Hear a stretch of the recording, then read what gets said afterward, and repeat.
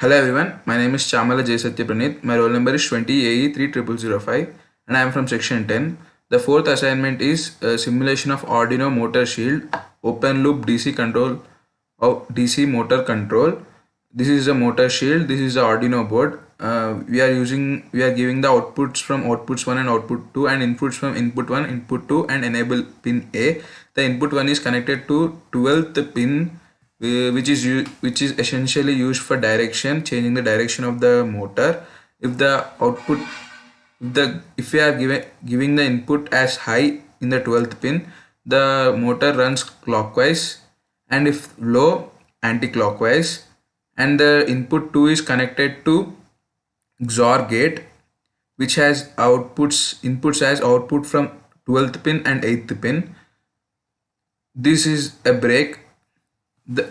Essentially, if we keep the value of 8th pin as low, we are essentially disabling the break. That means this runs, and if high, this stops.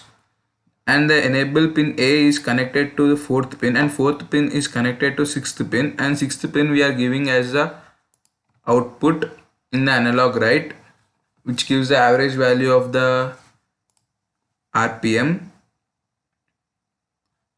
Let us come to the source code. This is the source code. I have given the PWM value as 200, which is the saturation value of the PWM after the simulation is done, and the 12th pin as output, and I gave digital write 12th pin as high value as high, and 8th pin as output for the break, and low to disable the break, output input as low, and 6th pin is output, and in the loop I gave 6 and the value of PWM.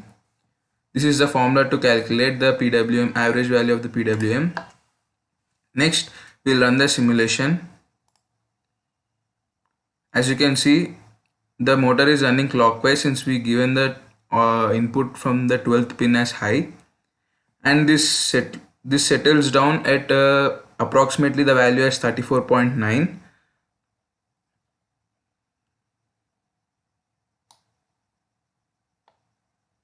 Okay, for checking the break, we'll stop the simulation and go to source code and change the value as high.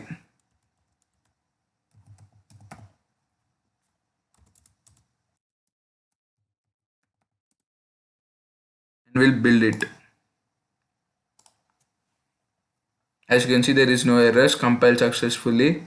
Go to schematic capture and we'll run it. As you can see, the motor is not running as we have enabled the brake. We'll stop the simulation and we'll go to disable the brake.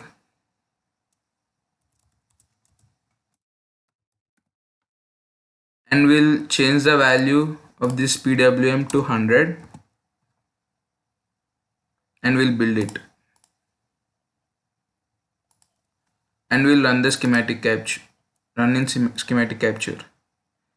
The speed of the motor is reduced and this will settle down at somewhere around 9.59, but according to the calculation it should settle at the half of the value of 34.9, but due to some internal problems of this motor it sets at 9.5. This is the disadvantage of open loop control of DC motor, and this is my first assignment. Let us go to second one. The second project is visualizing the water level and gas pressure in Node-RED. For that, first we need to go to command prompt and type Node-RED for activating it. Then we'll get a server address, copy paste in the browser. Then we'll get an interface like this. First we need to go to the dashboard.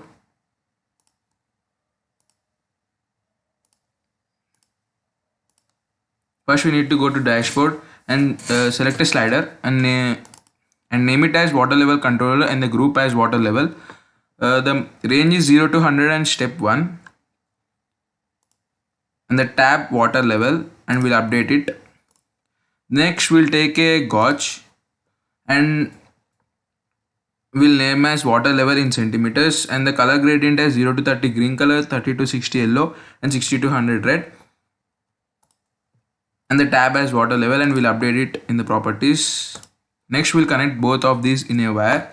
The next is a gas pressure controller. We made it from a slider. The name is gas pressure. We label it as gas pressure controller. The range is 0 to 40 and step 1. And the tab has water level and the group has water level. And we'll take a chart.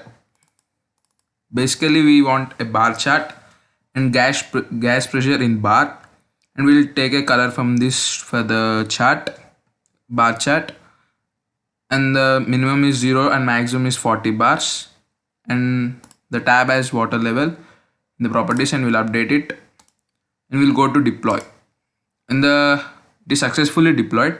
After that, paste this URL in another browser, in another tab. Here we can control the pressure, and as we can see the chart, it's pointing the gas pressure on the y-axis. And next, the water level, we can control the water level here through the slider. As you can see, the 0 to 30 it's green, 30 to 60 it is red, 30 to 60 it's yellow, sorry, and 70 to 60 to 100 it's red. Generally these values are taken from the sensors, and we will visualize the values from the charts and diagrams, but for the understanding purpose we are giving it manually. Thank you.